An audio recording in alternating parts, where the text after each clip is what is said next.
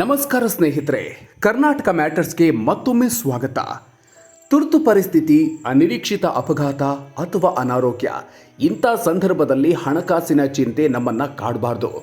ನಮ್ಮವರ ಜೀವ ಉಳಿಸೋದಷ್ಟೇ ಮುಖ್ಯ ಆಗಿರಬೇಕು. ಇದೇ ಒಂದು ಭರವಸೆಯ ಮೇಲೆ ನಾವು ಸಾವಿರಾರು ರೂಪಾಯಿ ಕಟ್ಟಿ ಆರೋಗ್ಯ ವಿಮೆ ಮಾಡಿಸ್ತೀವಿ.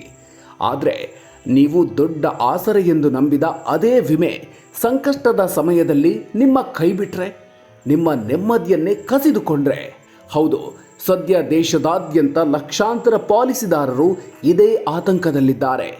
ಒಂದೆಡೆ ದೈತ್ಯ ಆಸ್ಪತ್ರೆಗಳು, ಇನ್ನೊಂದೆಡೆ ದೊಡ್ಡ ವಿಮಾ ಕಂಪನಿಗಳು.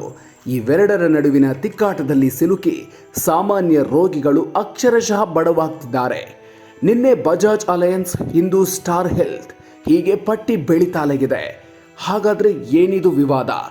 ಈ ಜಗಳಕ್ಕೆ ಮೂಲ ಕಾರಣ ಏನು? ಇದರಿಂದ ಪಾಲಿಸಿದಾರರಿಗೆ ಆಗ್ತಾ ಇರುವ ತೊಂದರೆಗೇನು? ಅವೆಲ್ಲವನ್ನು ನೋಡೋಣ.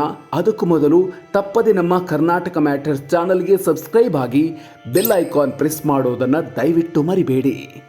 ಸ್ಫೋಟಗೊಂಡ ಸ್ಟಾರ್ ಹೆಲ್ತ್ ವಿವಾದ. ಸದ್ಯದ ಬಿಕ್ಕಟ್ಟಿನ ಕೇಂದ್ರ ಬಿಂದು ಸ್ಟಾರ್ ಹೆಲ್ತ್ ಇನ್ಶೂರೆನ್ಸ್. ದೇಶದ 15,000ಕ್ಕೂ ಹೆಚ್ಚು ಆಸ್ಪತ್ರೆಗಳ ಒಕ್ಕೂಟವಾದ AHPI ಸ್ಟಾರ್ ಹೆಲ್ತ್ಗೆ ಸೆಪ್ಟೆಂಬರ್ 22ರ ಗಡುವು ನೀಡಿದೆ. ಅಷ್ಟರೊಳಗೆ ತಮ್ಮ ದೂರುಗಳನ್ನು ಬಗೆಹರಿಸದಿದ್ದರೆ ಸ್ಟಾರ್ ಹೆಲ್ತ್ ಪಾಲಿಸಿದಾರರಿಗೆ ದೇಶಾದ್ಯಂತ ಕ್ಯಾಶ್ಲೆಸ್ ಸೇವೆಗಳನ್ನು ಸ್ಥಗಿತಗೊಳಿಸೋದಾಗಿ ಖಡಕ್ ಎಚ್ಚರಿಕೆ ನೀಡಿದೆ. AHPI ಆರೋಪದ ಪ್ರಕಾರ ಈ ಎಚ್ಚರಿಕೆಗೂ ಮುನ್ನವೇ ಸ್ಟಾರ್ ಹೆಲ್ತ್ ಕಂಪನಿ ದೆಹಲಿಯ ಮಣಿಪಾಲ್, ಉತ್ತರ ಭಾರತದ ಮ್ಯಾಕ್ಸ್, ಲಕ್ನೋದ ಮೇದಾಂತ, ಫರೀದಾಬಾದ್ನ ಸರ್ವೋದಯ ಸೇರಿದಂತೆ ಅನೇಕ ಪ್ರಮುಖ ಆಸ್ಪತ್ರೆಗಳಲ್ಲಿ ಏಕಾಏಕಿ ಕ್ಯಾಶ್ಲೆಸ್ ಸೇವೆಯನ್ನು ಸ್ಥಗಿತಗೊಳಿಸಿದೆ. ಅಷ್ಟೇ ಅಲ್ಲ, ಫೋರ್ಟೀಸ್, ಜುಪಿಟರ್ನಂಥ ಹೊಸ ಆಸ್ಪತ್ರೆಗಳನ್ನು ತನ್ನ ನೆಟ್ವರ್ಕ್ಗೆ ಸೇರಿಸಿಕೊಳ್ಳಲು ನಿರಾಕರಿಸ್ತಾ ಇದೆ ಅಥವಾ ವಿಳಂಬ ಮಾಡ್ತಿದೆ. ಇದರಿಂದಾಗಿ ಚಿಕಿತ್ಸೆಯ ಮಧ್ಯದಲ್ಲಿರುವ ರೋಗಿಗಳು ಪರದಾಡುವಂತಾಗಿದೆ. ಜಗಳಕ್ಕೆ ಕಾರಣ ಏನು? ಎರಡೂ ಕಡೆಯವರು ಹೇಳ್ತಾ ಇರೋದೇನು? ಹಾಗಾದರೆ ಆಸ್ಪತ್ರೆಗಳು ಮತ್ತು ಇನ್ಶೂರೆನ್ಸ್ ಕಂಪನಿಗಳ ನಡುವೆ ಈ ಜಗಳಕ್ಕೆ ಕಾರಣ ಆದರೂ ಏನು? ಆಸ್ಪತ್ರೆಗಳ ವಾದ ಸರಳ. ವೈದ್ಯಕೀಯ ಹಣದುಬ್ಬರ ಪ್ರತಿ ವರ್ಷ 7ರಿಂದ 8% ಹೆಚ್ಚಾಗ್ತಿದೆ. ಔಷಧಿ, ವೈದ್ಯಕೀಯ ಉಪಕರಣಗಳು, ಸಿಬ್ಬಂದಿ ಸಂಬಳ ಎಲ್ಲವೂ ದುಬಾರಿಯಾಗಿದೆ. ಆದರೆ ಇನ್ಶೂರೆನ್ಸ್ ಕಂಪನಿಗಳು ಮಾತ್ರ 5-6 ವರ್ಷ ಹಳೆಯ ದರದಲ್ಲೇ ನಮಗೆ ಹಣ ಪಾವತಿಸ್ತಿವೆ. ಇದು ನಮಗೆ ನಷ್ಟ ಉಂಟು ಮಾಡ್ತಿವೆ. ಜೊತೆಗೆ ನಾವು ಕಳಿಸಿದ ಬಿಲ್ನಲ್ಲಿ ಕಾರಣ ಇಲ್ಲದೆ ಹಣ ಕಡಿತ ಮಾಡ್ತಿದ್ದಾರೆ, ಪೇಮೆಂಟ್ ತಡ ಮಾಡ್ತಿದ್ದಾರೆ ಅನ್ನೋದು ಆಸ್ಪತ್ರೆಗಳ ಆರೋಪ. ಇತ್ತ ವಿಮಾ ಕಂಪನಿಗಳ ಒಕ್ಕೂಟವಾದ GIC ಆಸ್ಪತ್ರೆಗಳ ಆರೋಪವನ್ನು ತಳ್ಳಿ ಹಾಕಿದೆ. ಆಸ್ಪತ್ರೆಗಳು ಅನಗತ್ಯವಾಗಿ ಬಿಲ್ಗಳನ್ನು ಹೆಚ್ಚಿಸ್ತಾ ಇವೆ. ಸಣ್ಣ ಚಿಕಿತ್ಸೆಗೂ ದೊಡ್ಡ ಮೊತ್ತದ ಬಿಲ್ ಮಾಡ್ತಿವೆ. AHPI ಮಾತುಕತೆಗೆ ಬರುವ ಬದಲು ಏಕಪಕ್ಷೀಯವಾಗಿ ಕ್ಯಾಶ್ಲೆಸ್ ನಿಲ್ಲಿಸುವ ಬೆದರಿಕೆ ಹಾಕ್ತಿದೆ. ಇದು ಪಾಲಿಸಿದಾರರಿಗೆ ಮಾಡುವ ದ್ರೋಹ ಅನ್ನೋದು GICಯ ವಾದ. ಮಾತುಕತೆಗೆ ಕರೆದ್ರೂ AHPI ಮುಂದೂಡ್ತಾ ಇದೆ ಅಂತಲೂ GIC ಆರೋಪಿಸಿದೆ. ಆದರೆ ಇನ್ಶೂರೆನ್ಸ್ ಒಂಬುಡ್ಸ್ಮನ್ ವರದಿ ಪ್ರಕಾರ 2023-24ರಲ್ಲಿ ಅತಿ ಹೆಚ್ಚು ದೂರುಗಳು ಬಂದಿರೋದೇ ಈ ಸ್ಟಾರ್ ಹೆಲ್ತ್ ವಿರುದ್ಧ. ಕ್ಲೇಮ್ಗಳನ್ನು ಭಾಗಶಃ ಅಥವಾ ಪೂರ್ತಿಯಾಗಿ ತಿರಸ್ಕರಿಸಿದ ಸಾವಿರಾರು ಪ್ರಕರಣಗಳು ಸಂಸ್ಥೆಯ ವಿರುದ್ಧ ದಾಖಲಾಗಿದೆ. ಇದು ಆಸ್ಪತ್ರೆಗಳ ವಾದಕ್ಕೆ ಇನ್ನಷ್ಟು ಬಲ ನೀಡಿದೆ. ಇದೇನು ಹೊಸದಲ್ಲ. ಬಜಾಜ್ ಅಲಯನ್ಸ್ ಜೊತೆಯೂ ನಡೆದಿತ್ತು ತಿಕ್ಕಾಟ. ಈ ಕ್ಯಾಶ್ಲೆಸ್ ಸಮರ ಇದೇ ಮೊದಲೇನಲ್ಲ. ಕಳೆದ ತಿಂಗಳಷ್ಟೇ ಇದೇ AHPI, ಬಜಾಜ್ ಅಲಯನ್ಸ್ ಮತ್ತು ಕೇರ್ ಹೆಲ್ತ್ ಇನ್ಶೂರೆನ್ಸ್ ವಿರುದ್ಧವೂ ಇದೇ ರೀತಿ ಉತ್ತರ ಭಾರತದಲ್ಲಿ ಕ್ಯಾಶ್ಲೆಸ್ ನಿಲ್ಲಿಸುವ ಎಚ್ಚರಿಕೆ ನೀಡಿತ್ತು. ಕಾರಣಗಳು ಅವೇ ಆಗಿದ್ವು: ಹಳೆಯ ದರ, ಪಾವತಿ ವಿಳಂಬ. ಆದರೆ ಮಾತುಕತೆಯ ನಂತರ ಬಜಾಜ್ ಅಲಯನ್ಸ್ ನೆಟ್ವರ್ಕ್ನಿಂದ ತೆಗೆದುಹಾಕಿದ್ದ ಕೆಲವು ಆಸ್ಪತ್ರೆಗಳಲ್ಲಿ ಮತ್ತೆ ಕ್ಯಾಶ್ಲೆಸ್ ಸೇವೆ ಆರಂಭಿಸಿತ್ತು.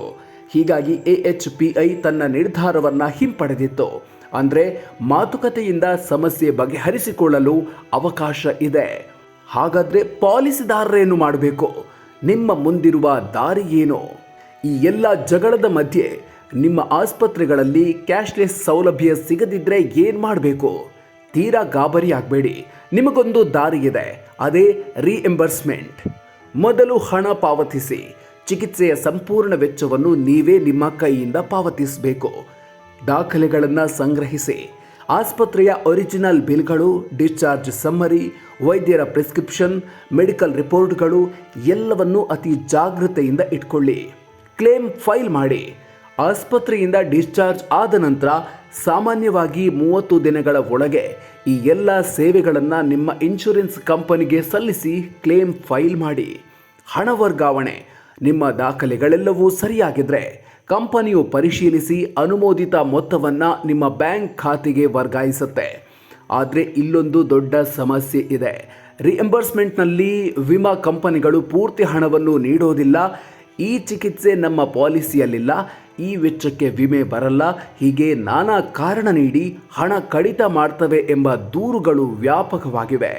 ಒಂದು ವೇಳೆ ನಿಮ್ಮ ಕ್ಲೇಮನ್ನು ಅನ್ಯಾಯವಾಗಿ ತಿರಸ್ಕರಿಸಿದರೆ ಮೊದಲು ಕಂಪನಿಯ ಕುಂದುಕೊರತೆ ನಿವಾರಣಾ ಅಧಿಕಾರಿಗೆ ದೂರು ನೀಡಿ.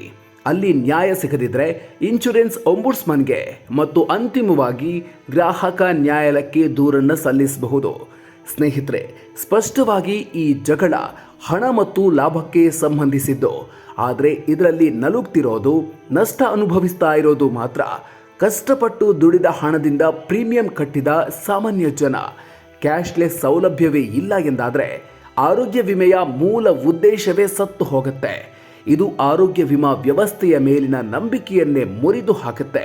ಪಾರದರ್ಶಕ ದರ ನಿಗದಿ, ಸಮಯಕ್ಕೆ ಸರಿಯಾಗಿ ಕ್ಲೇಮ್ ಇತ್ಯರ್ಥ ಮತ್ತು ರೋಗಿಯೇ ಮೊದಲು ಎಂಬ ಮನೋಭಾವದಿಂದ ಈ ಸಮಸ್ಯೆಯನ್ನು ಬಗೆಹರಿಸಿಕೊಳ್ಬೇಕಿದೆ.